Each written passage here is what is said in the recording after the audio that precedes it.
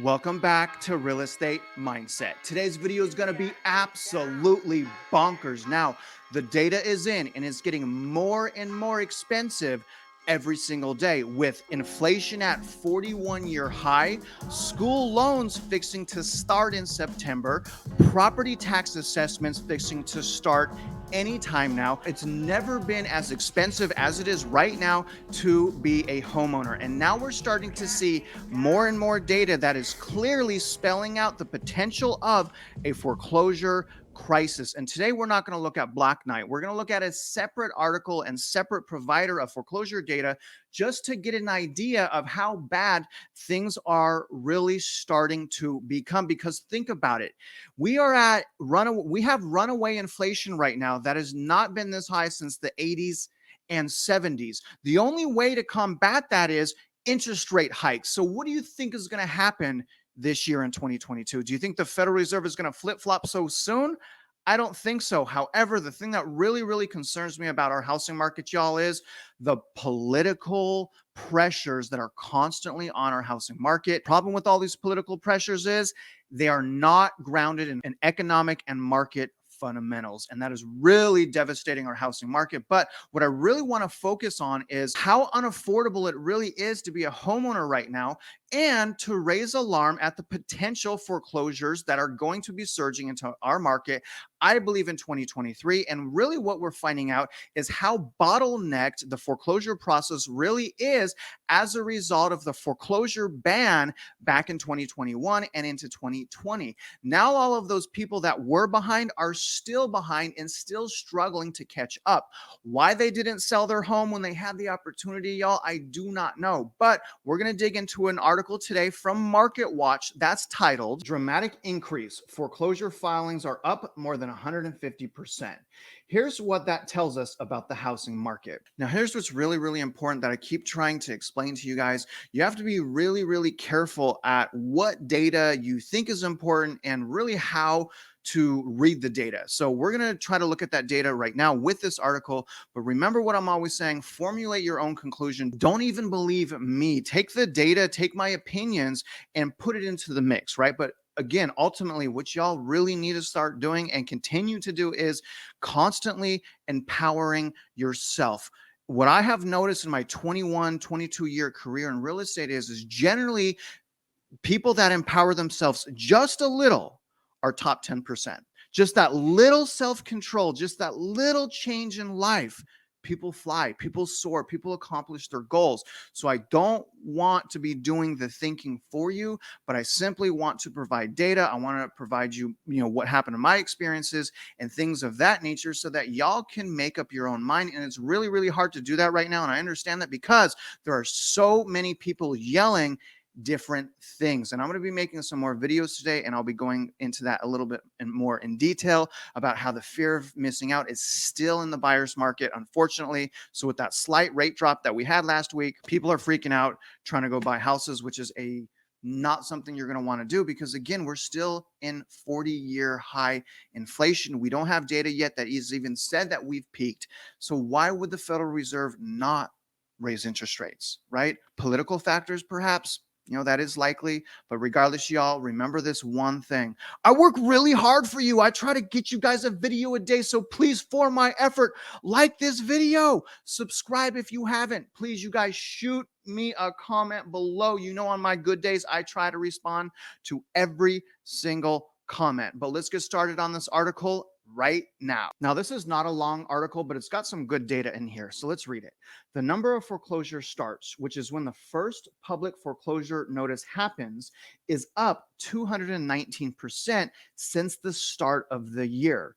According to real estate data analytics firm ATTOM Data Solutions mid-year 2022 U.S. foreclosure market report. What's more, the number of properties that had foreclosure filings, this number includes foreclosure starts, is up 153% from the same time period last year. Now, it's really important to understand this data. So the fact that foreclosure starts are up 219% year to date, again, should spell out to you the trajectory of where we're headed in this foreclosure crisis, because also add into that equation that absolutely no one should be going into foreclosure because we have had historical, like no other time in history, equity growth. So people should have been able to ditch their houses, take that income, and start over in life, right? So the fact that that's not happening really should spell out this data is tainted, but nevertheless, 219% from year to date, those are signs that is only going to increase because we really haven't felt, or the homeowners right now that are struggling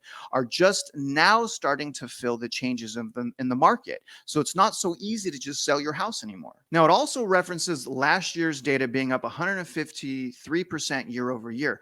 But again, we really can't look at year over year data in the foreclosure field because last year and the year before, a foreclosure ban was put on American households. So when you compare a zero to year over year, and last year was essentially zero, those numbers are going to be high. So what I'm really looking at, y'all, is pre-pandemic comparisons. And right now, what we're comparing as far as pre-pandemic being above pre-pandemic is serious delinquencies. Okay. And serious delinquencies are homeowners that have been 90 days more late on their mortgage and are about to start the foreclosure process. So to me, that being 47, last I looked was 47% above pre-pandemic, is telling us and spelling to us that many Americans right now are struggling to maintain home ownership. And here's the thing, y'all. Yes, home ownership and owning real estate is absolutely amazing. I love real estate. You guys know that. All the things in my life revolves around real estate. I think it's an absolutely great investment, but there are certain times where it's not. And it's rare, okay? It is rare, but when those times happens, it's important to educate yourself, to enlighten yourself, and not become one of these families that are struggling to maintain home ownership. And that's why I'm always saying, y'all, save your money, get another source of income, get out of consumer debt. Because what if your air conditioning needs to be replaced? What if your roof falls apart? What if you have foundation problems and your insurance doesn't cover that? You can't just jump in and buy a house and go broke doing that. Being a homeowner is a responsibility. That's why we're rewarded for it. That's why it's difficult to become one. It's a responsibility. Remember that. Let's get back to this article right now. And this is going to go into just how widespread these effects are. Fully 96% of major metro areas saw an annual increase in foreclosure filings, with foreclosure rates higher in Illinois, New Jersey, and Ohio. And when it comes to the number of foreclosure starts, California topped the list, followed by Florida, Tennessee, Illinois, and Ohio. This is a bit different from Black Knight, guys. This is interesting. Foreclosure activity across the United States continued its slow, steady climb back to pre-pandemic levels in the first half of 2022. While overall foreclosure activity is still running significantly below historical averages, except for serious delinquencies. Serious delinquencies are above pre-pandemic levels right now. This goes on. The dramatic increase in foreclosure starts suggests that we may be back to normal levels by sometime in early 2023. So again, y'all, look at the data. 96% of all major metro areas are seeing an increase in foreclosure happenings, right? Whether it's defaults, starts, inventory, whatever it may be, 96% of the top metros are seeing an increase in that. So there is no need to guess. American homeowners right now are struggling, and it's probably because of the 40-year runaway inflation. It's probably because people unfortunately got used to stimulus and free money, and now that that's no longer in play, back to reality. Now, I also think it's interesting that this article notes that they suspect everything will be going pre-pandemic in 2023. I believe that's going to happen in 2022. So it's really important to get many people's opinions so that we can formulate how we're going to conduct our lives, right? How we're going to decide to invest in our family's future, right? All right, guys, let's get back to the article right now. What does the uptick in foreclosure mean for the housing market? Foreclosures are shooting up as the various foreclosure moratoriums that kept people in their homes during the worst of the pandemic economic disruptions have now ended, explains chief economist at Realtor.com. That said, they are shooting up from extremely low levels, she adds, noting that even after the sharp increase in foreclosure activity observed in the first half of 2022, we're still not back at 2019's low pre-pandemic mid-year total. Much like the sharp turnaround in housing inventory that were observed in the number of for sale homes recently, when the market has tilted in one direction very extremely, we see huge percentage increases. When the trend shift back in a different direction, even though in many aspects, what we're witnessing is just a return to something resembling what was once normal. Indeed, it is important to note that many of the foreclosure starts we're seeing today, in fact, much of the overall foreclosure activity we're seeing right now is on loans that were either already in foreclosure or were more than 120 days delinquent prior to the pandemic. Indeed, many of these loans were protected by the foreclosure moratorium put in place by the government during the pandemic.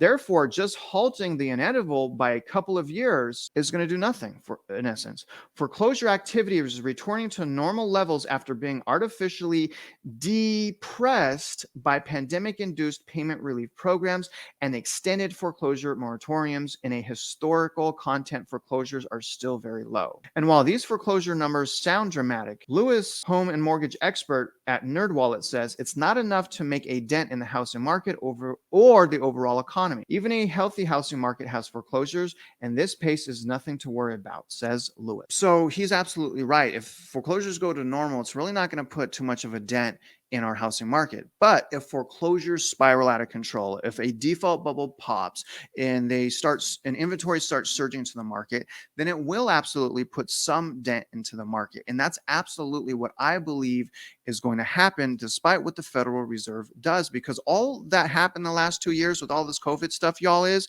they prevented what was supposed to happen from happening. If people couldn't afford their homes prior to the pandemic and nothing's changed in their life, right?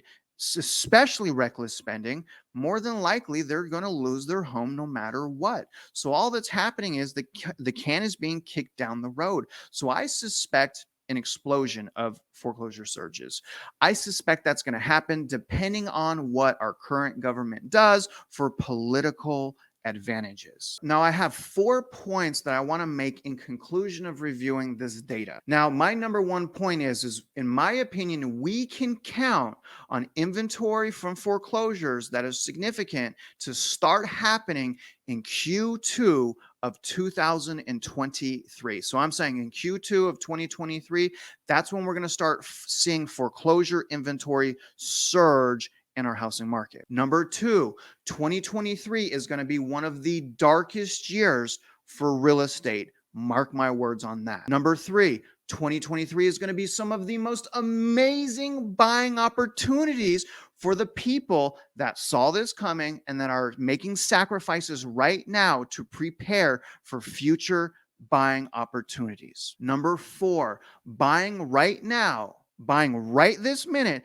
puts you at risk of foreclosure. And the reason that is, if you purchase right now and we do have a crash, correction, negative equity, you are then trapped in your house. When you're trapped in your house, you can no longer sell and you can no longer refinance, because in order to sell and in order to refinance, you must have equity. It's called loan to value. Loan to value is a qualification factor when it comes to residential lending. Now, other than that, guys, that's today's video. I hope you guys enjoyed it. If you can, shoot me a comment below. And you already know, if you're out there investing in real estate, I do wish you luck and I hope you win.